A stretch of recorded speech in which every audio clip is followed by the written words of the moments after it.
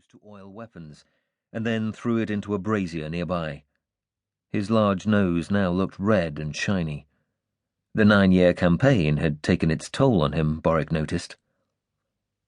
Boric thought back to a moment when the first sightings of the Tsurani invaders had been reported, by 2 boys at his own keep, who had found a wrecked Tsurani ship on the headlands near his castle at Cryde.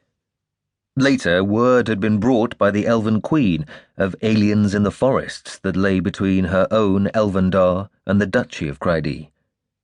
The world had changed.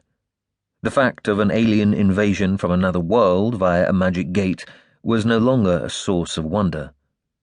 Boric had a war to fight and win. He had added some marks with brush and ink to the campaign map. "What's this?" asked Brukel, pointing to a notation Boric had added earlier in the morning. "Another migration of Dark Brothers. It looks as if a fairly large contingent of them are moving down from the southern foothills of the Great Northern Mountains. They're treading a narrow path near the Elven forests. I can't understand why they'd come over the mountains at this time of year." "Those Blackhearts don't have to have a reason," observed Brukel. Boric nodded. "My son Arutha reported a large force tangled with the Tsurani while they were besieging my castle 5 years ago. But those were Dark Brothers driven from the Grey Towers by the Tsurani. They were striking north to join their kin in the Northlands. They've been quiet since then." "There's one possibility." Boric shrugged. "I'm listening, old friend." "That's a bloody long trek for nothing," observed Brukel, as he wiped his nose on the back of his hand.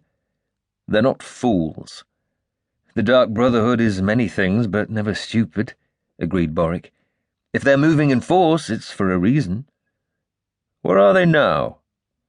Boric said, "Last reports from the scouts near the Elven Forest. They're avoiding the dwarves at Stone Mountain and the Elven patrols heading east." "Lake of the Sky is the only destination," said Brukel. "Unless they're going to turn south and attack the elves or the Tsurani." "Why Lake of the Sky?" "It makes sense if they're trying to get up to the eastern side of the Northlands. There's a spur of mountains that runs northeast out of the teeth of the world, hundreds of miles long and impassable. Over the Great Northerns, past the Lake of the Sky, and up a trail back north over the teeth of the world is a shortcut, actually." The old Duke stroked his still wet beard. "It's one of the reasons we have so much trouble with the bastards up in Yabon." Boric nodded. "They tend to leave us alone in Cryde compared to the encounters your garrisons have with them. I just wish I knew why they were out in force, heading east this close to winter," muttered Brukel. "Something's up," said Boric. Brukel nodded. "I've been fighting Clan Raven since I was a boy." He fell silent for a moment. "Their paramount chieftain is a murderous dog named Murad.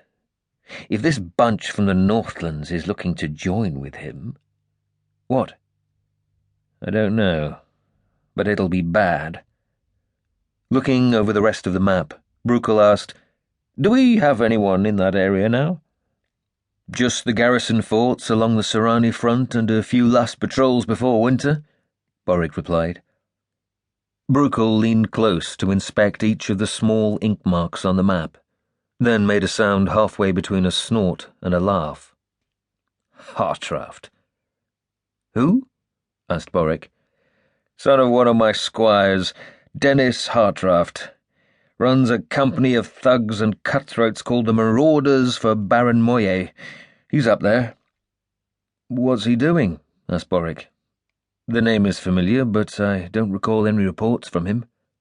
"Dennis is not one for paperwork," said Brukel.